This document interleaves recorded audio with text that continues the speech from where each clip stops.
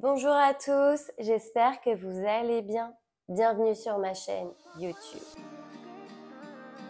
Aujourd'hui, on se retrouve pour que je vous partage 3 conseils pour bien préparer votre rentrée et du coup faire une très bonne reprise pendant vos entraînements. Mais avant de commencer, je tenais à remercier toutes les personnes qui prennent le temps de liker, de commenter mes vidéos et aussi de s'abonner. Sachez que vous me motivez énormément à continuer. Donc, merci beaucoup.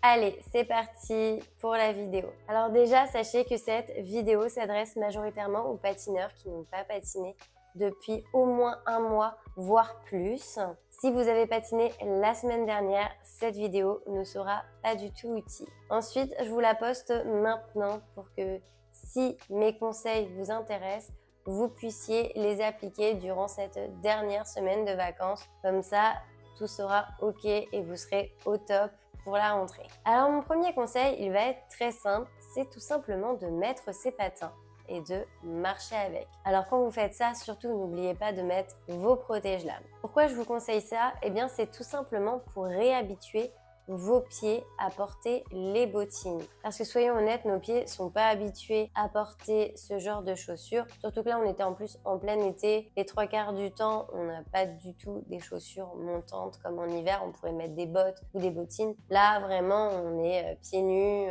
en tongs, en basket. Bref, vous voyez ce que je veux dire. Et du coup, le fait de marcher plusieurs fois avec vos patins chez vous, ça va vous permettre tout simplement de bien réhabituer vos pieds et éviter d'avoir mal quand vous allez reprendre, aussi d'avoir moins d'ampoules, etc.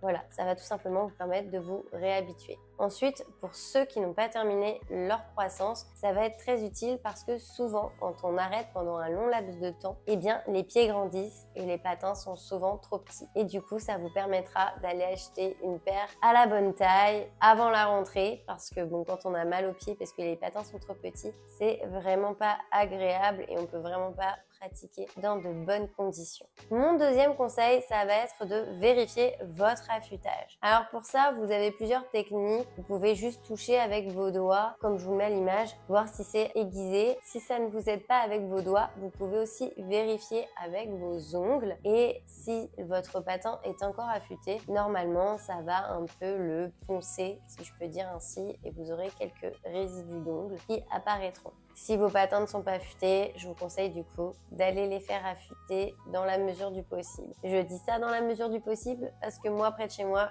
actuellement, je n'ai rien pour les faire affûter. Mon troisième conseil, eh bien, c'est de remettre du scotch si vous êtes quelqu'un qui a l'habitude de mettre des protections sur sa bottine. Ça va être très bien d'avoir pris le temps de le faire, vous n'êtes pas dans l'urgence et comme ça, quand vous reprendrez, ça évitera d'abîmer vos patins pendant le premier cours si vous ne l'avez pas fait avant. Alors personnellement, je n'ai pas forcément de technique pour mettre le scotch sur mes bottines. Je pars toujours de la couture du devant de la bottine et je pose mon scotch, comme vous pouvez le voir, jusqu'au bout, jusqu'à ce que je peux, en essayant de faire aucune bulle. Je fais ça sur toute ma bottine et après je mets un petit scotch devant pour relier en fait les deux côtés et que la couture soit aussi protégée. Sur les réseaux, j'ai vu pas mal de gens proposer d'autres scotch alternatifs à ceux qui sont vendus sur les boutiques de patins pour que ce soit moins cher. Je trouve pas ça négatif comme proposition. Moi-même, je l'ai déjà fait. Par contre, faites vraiment attention à un truc parce que une année, j'avais utilisé un scotch que mon père m'avait passé comme il travaillait dans le bâtiment qui était super. Il avait un effet top, c'était très esthétique. Par contre, quand j'ai enlevé le scotch, la colle, comment vous dire, il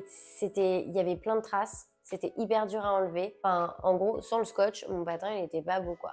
Franchement, faites quand même attention à quel scotch vous allez utiliser. N'oubliez pas que vos bottines sont en contact avec de l'eau, avec de l'humidité. Et donc, il faut quand même que ce soit des scotch qui puissent vraiment faire face à ces paramètres-là. Si vous mettez un scotch qui fait pas face à ces paramètres-là, vous risquez quand même d'avoir des trucs pas top sur votre bottine quand vous les enlèverez. Donc faites quand même attention à quel scotch vous mettez. Mettre du scotch n'est pas une obligation, mais si vous aimez beaucoup glisser, faire des glissades, des choses comme ça quand même protégera bien votre bottine du frottement de la glace contre la bottine et donc ça évitera de les abîmer. Si vous débutez les sauts aussi, souvent on donne plein de coups dans les bottines, on arrache des morceaux de cuir. Pareil, pareil, le scotch peut bien protéger. Franchement, si vous voulez garder votre matériel longtemps, c'est quelque chose que je vous conseillerais. Moi, personnellement, l'année dernière, j'ai recommencé à patiner fin octobre, début novembre. J'ai mis le scotch quand? J'ai mis le scotch lors d'une de mes premières vidéos YouTube. Donc, c'était environ vers le mois de janvier, je crois, quelque chose comme ça. Et j'ai laissé environ 6 mois puisque jusqu'au mois de juin, je l'ai retiré pour le changer. Donc, je pense que vous pouvez le laisser pratiquement une saison complète, sachant qu'en plus, vous pouvez passer un coup de chiffon dessus, ça les nettoie très bien, même s'il y a toujours le scotch, enfin par-dessus le scotch. En tout cas, moi, j'ai utilisé un qui était en magasin de patins et c'était très bien. Et de loin, ils ont l'air nickel. C'est tout blanc, c'est tout beau. Donc, je pense que ça passe même pour les compétitions. En tout cas, moi, je vous conseille vraiment ça. Je trouve que ça marche même mieux que les protège patins. Ils sont pas mal aussi, hein. Mais vraiment, le scotch, ça empêche aussi quand même d'arracher le cuir. Et le protège patin, lui, il n'empêchera pas que vous arrachiez le cuir, par exemple.